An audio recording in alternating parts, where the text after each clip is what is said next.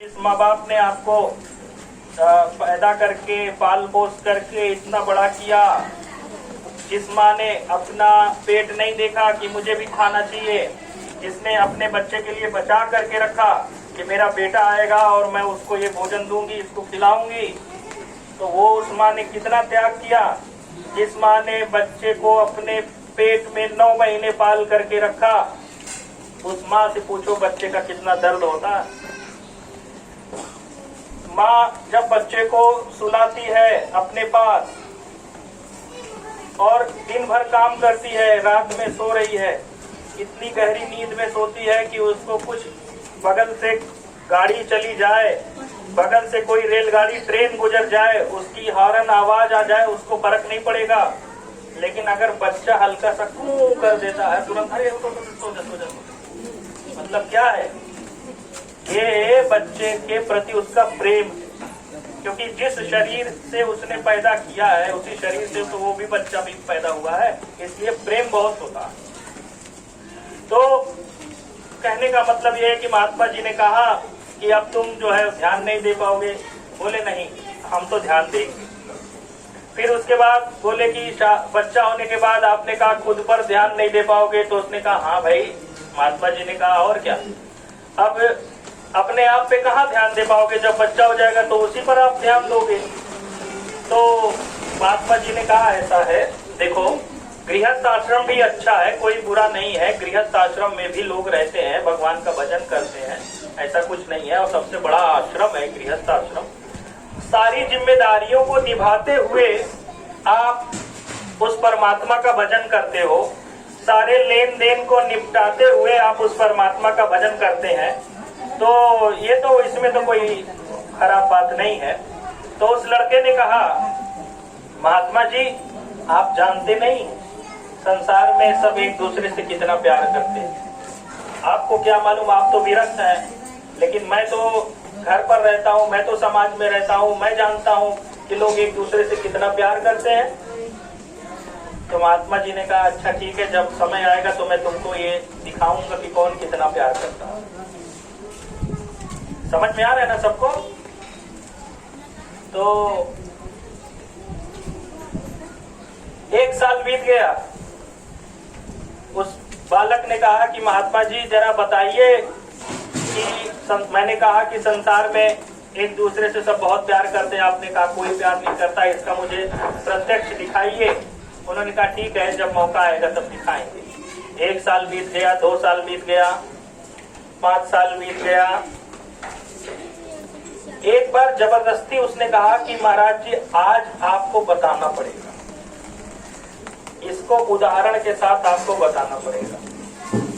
महात्मा जी ने कहा अच्छा ठीक है, एक काम करो, इतने दिन से तुम सत्संग में आते जाते हो, योगाभ्यास तो सीख ही गए होगे, सांस रोकने का अभ्यास तो तुमने सीख ही लिया होगा। तो सांस रोकने के अभ्यास में क्या होता है कि अंदर अंदर सांस चलती रहती है, बाहर से लगता है कि मर गए।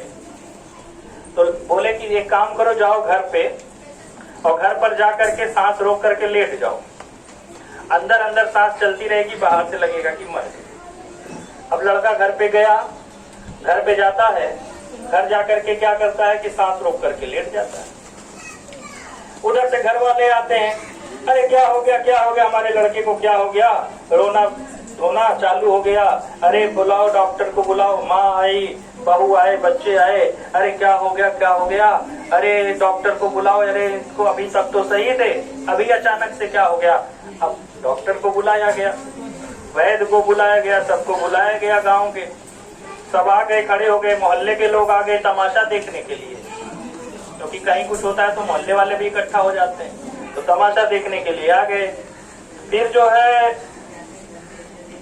डॉक्टर वैद्य जो आए थे, उन्होंने कहा हमारे तो कुछ समझ में आ नहीं रहा है, अब पता नहीं कुछ समझ में हम आ नहीं रहा है, हम इनको मृत घोषित भी नहीं कर सकते, ना इनको सही कर पा रहे हैं। अब योगाभ्यास में इतना वो है, इतनी ताकत है कि अंदर ही अंदर चल रही है और बाहर से लग रहा है कि लोग मर गए। अब जब सब हार गए, थक गए, हार गए, तब उन्होंने कहा एक काम करो, इतने दिन से ये महात्मा जी के पास जाता था, अब एक काम करो उन्हीं को बुलाओ। अरे प्रेमियों, आप देखो वैसे कभी किसी ने महात्मा जी को और वो महाराज जी को कभी किसी ने याद नहीं किया, लेकिन जब बुरा समय आया तब बुरे समय में ही साधु महात्मा याद आते हैं, ऐसे किसी ने याद नहीं किया। जब आपके घर में कोई दुख तकलीफ आई, जब आपको कोई पीड़ा सताई, तब आपको बाबा जय गुरुदेव याद आए, तब आपको मथुरा याद आया कि मथुरा में स्वामी जी महाराज ने कहा था यहाँ पर आओगे तुम्हें बरकत मिलेगी। जब घर की बरकत छीनने लगी, जब घर में सब खराब होने लगा, तब आपको मथुरा का मंदिर याद आने लगा। जब घर में किसी को कोई भूत प्रेत पकड़ने लगा, तब डाक बंगला याद आने लगा। डाक बंगला, उसी डाक बंगले में आज भी न जाने कितने लोगों के भूत जो है उनको भोजन दिया जाता है, उनके भूत को छुड़ाया जाता है। आज भी ऐसा है, लेकिन लोग अभी भी विश्वास नहीं कर रहे। जब जाओगे देखोगे तब पता चलेगा, वहां पर कितनों के भूतों को भोजन दिया जाता है, जिनको परेशान करते हैं। हम खुद जाते हैं, देखते हैं, कितने सब ऐसे ही पड़े रहते हैं, अपने बाल खोले। बाबा रामदेव का योगा आप थोड़ा देर ऐसे कर पाओगे क्या? नहीं कर सकते। थोड़ा से घूम, गर्दन घूम जाएगी, और वहां पर तो ऐसे करेंगे। अगर आप गलती से भी ऐसे कर दो, कहीं गर्दन हो गई, डॉक्टर के पास जाना पड़ेगा। अरे डॉक्टर साहब, हमारा गर्दनिया पता नहीं कहाँ होगा, इसको थोड़ा सही कर दीजिए। लेकिन वहां तो ऐसे, इसका मतलब परेशान है, चिल्ला रहे हैं।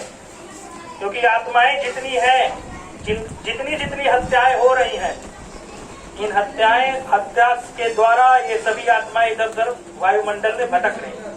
ये सभी आत्माएं वायुमंडल में भटक रही हैं। जिस कमजोर जीव को देखते हैं, जो कभी साधन सुमिरन ध्यान भजन नहीं करता, वो कमजोर हो जाता है, आत्मा उसकी कमजोर हो जाती है। और जो भटक रही आत्मा है, अपनी इच्छा पूरा करने के लिए सोचती है कि इसके पास मैं जाऊंगी, यहाँ मेरी इच्छा पूरा हो सकती है, इसके पास मेरी इच्छा पूरा हो सकती है। तो वो क्या करती है? उसके पास चली जाती है, कुछ दिन वहां रहती है। अब उसकी भोजन सुगंधी है। आत्मा जो प्रेत योनि में है, उसका भोजन क्या है? उसकी भोजन सुगंधी है। जैसे हमारे शरीर में जो आत्मा है, तो हमारा शरीर स्थूल शरीर है, तो स्थूल शरीर में जो जीवात्मा है, हम क्या सुगंधी से हमारा पेट भर सकता है? अगर हमको भूख लगी है, तो क्या हम अगरबत्ती जला करके सूंघ लेंगे तो पेट भर जाएगा? कभी नहीं भरेगा। इसके लिए हमको रोटी सब्जी दाल चावल बनाना पड़ता है। तो स्थूल शरीर में जो जीव है, उसका भोजन क्या है? जो हम खाना खाते हैं। और जो प्रेत योनि में है, उनका भोजन क्या है? जो हम सुगंधी देते हैं।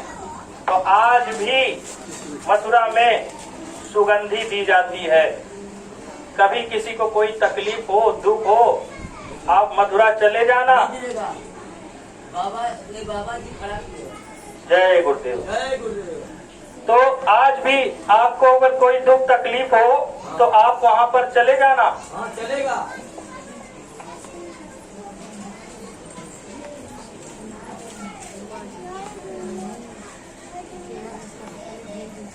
जय गुरुदेव। बाबा जी हमको बुलाया।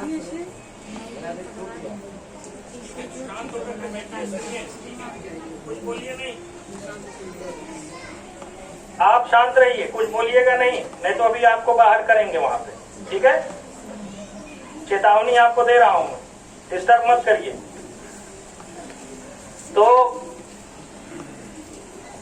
तो आज भी आप वहां पर जाओगे, तो आपको वहां पर पहुंचने पर कोई भी दुख तकलीफ हो किसी भी प्रकार का, तो उसका निवारण वहां पर जरूर मिलेगा। छोटा वाला मंच आपने देखा होगा स्वामी जी महाराज का, वहां पे कितने लोग अभी भी ऐसे चक्कर लगाते हैं। मैं अभी गया था, देखा था छोटा वाला मंच, जहाँ पर बैठ के गुरु महाराज स्वामी जी सत्संग सुनाया करते थे, वहां पर अभी भी लोग ऐसे घूमते हैं, चक्कर लगाते हैं।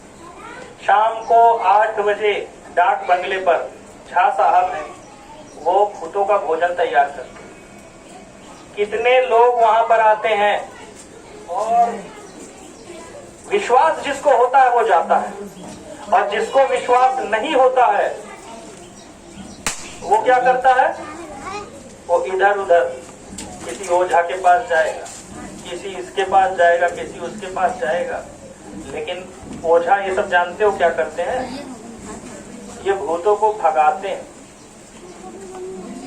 उनका भोजन नहीं देते, उनको भगाते हैं। जैसे आपके द्वार पर कोई भूखा आ जाए, उसको भूख लगी है, आपके द्वार पर आ गया, बोला कि हे माई खाना दे, भूख लगी है, और अगर आप उसको खाना दे देते हो तो बोलो आपको गाली देगा कि आशीर्वाद देगा?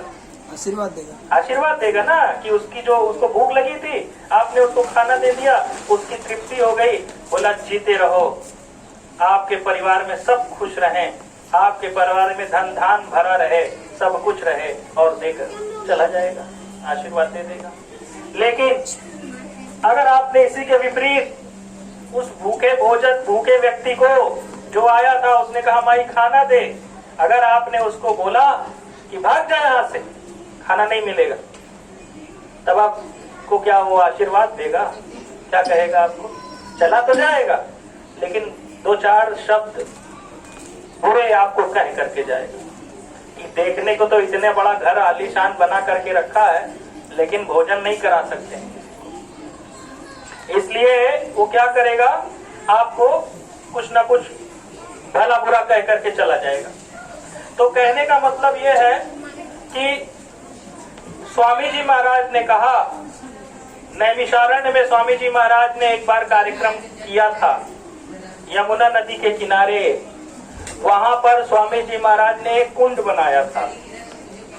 सुबह 4 बजे स्वामी जी महाराज ने कहा था कि जो जिनको भूत प्रेत की बाधा हो वो यहाँ पर आ जाएं और चक्कर लगा लें, तो क्या होगा कि उनके भूतों को भोजन मिल जाएगा, वो तृप्त हो जाएंगे। मैं कोई ओझा नहीं हूँ कि मैं भूत भगाने का काम करता हूँ। अरे भूतों को भगाया नहीं जाता है, उनको भोजन दिया जाता है कि जिससे उनकी तृप्ति हो जाए और वो तुमको छोड़ करके चले जाए। तो कहने का मतलब यह है कि जब तकलीफ होती है, जब कोई दुख पड़ता है, तो उस दशा में हम महात्मा महापुरुष को याद करते हैं। ऐसे हम महात्मा महापुरुष को याद नहीं कर पाते, क्योंकि इंसान स्वार्थी है। स्वार्थ के दुनिया में जब आपका कोई रिश्तेदार होता है, ऐसे आपको कभी फोन नहीं करेगा, कभी हालचाल नहीं लेगा, लेकिन जब कहीं कुछ स्वार्थ रहता है तब फोन करके हालचाल लेगा, उसके बाद अपना स्वार्थ आपके सामने रख देगा। तब आप कहोगे देखो ऐसे तो कभी फोन किए नहीं, आज जब काम पड़ा तब फोन कर रहे हैं। तो इसका मतलब क्या? ये स्वार्थ की दुनिया है। तो जब स्वार्थ की दुनिया, अपना मतलब जब सिद्ध करना रहता है, तब महात्मा याद आते हैं। तो गांव के लोगों ने कहा, घर के लोगों ने कहा कि लड़की की स्थिति ऐसी है, काम करो, महात्मा जी को बुलाओ। अब महात्मा जी आ गए वहां पर। महात्मा जी वहां पर आ गए। आने के बाद महात्मा जी से कहा, अरे देखिए हमारे बच्चे को क्या हो गया। तब फिर जो है हुआ क्या कि उन्होंने देखा, उन्होंने कहा कि एक काम करो, आप एक कटोरा में दूध लेकर के आओ। महात्मा जी ने कहा आप एक कटोरे में दूध लेकर के आओ। दूध लेकर के आ गए। फिर बोले एक काम करो कि इसमें थोड़ा सा शक्कर डाल दो, चीनी डाल दो। उसमें थोड़ा सा शक्कर चीनी डाल दिया। और फिर महात्मा जी ने क्या किया, उस कटोरे दूध को लेकर के उसके जहां वो लेटा था ऐसे ऐसे ऐसे ऐसे घुमाया। ऐसा देखने में लग रहा है कि मानो कोई मंत्र पढ़ रहे हो। ऐसे ऐसे ऐसे ऐसे घुमाया। अब घुमाने के बाद महात्मा जी ने कहा कि ये कटोरा का जो दूध है, इसको जो पी लेगा वो मर जाएगा, ये जिंदा हो जाएगा। तो सबसे पहले बाप के सामने कटोरा फैलाया, कहा कि ये पी लीजिए आप। बाप ने कहा अरे महाराज जी, इसके प्रारब्ध में अब मौत ही लिखी है, तो हम क्या कर सकते? अब बताइए, इसका समय पूरा होगा, सांसों की पूंजी खत्म हो गई, अब बताइए हम क्या करें? महात्मा जी को लगा कि ये दूध पीने वाले नहीं है। बगल में माँ खड़ी थी। माँ से कहा ऐसे इशारे में, यानी तुम पी लो। तो माँ ने कहा अरे महाराज जी, पी तो लेती मैं, लेकिन इनका ख्याल कौन रखेगा बुढ़ापे में? मैं मर जाऊंगी तो इनका कौन ख्याल रखेगा? धर्म खराब हो जाएगा। मुझसे ना कहा जाए। बहू खड़ी थी, बहू की ओर कटोरा लेकर के बढ़ाया। बहू ने कहा, महाराज जी, अब किसी के किस्मत में, किसी के प्रारब्ध में अगर विधवा होना लिखा है तो ठीक है, कोई बात नहीं, हम क्या कर सकते हैं। सौसों की पूंजी खत्म हो गई, चले गए, मेरा क्या, मैं तो माँ बाप के घर मायके चली जाऊंगी, हम क्या करें। अगल बगल के मोहल्ले के लोग भी खड़े थे।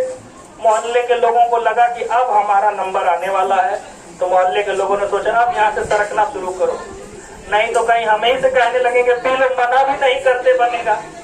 तो इसलिए धीरे धीरे धीरे धीरे जब ये अपने ऊपर आने लगती है तो वही मोहल्ले के लोग सरकने लगते हैं। तो धीरे धीरे करके सर महात्मा जी ने कहा हम पी ले, महात्मा जी ने कहा हम पी ले दूध।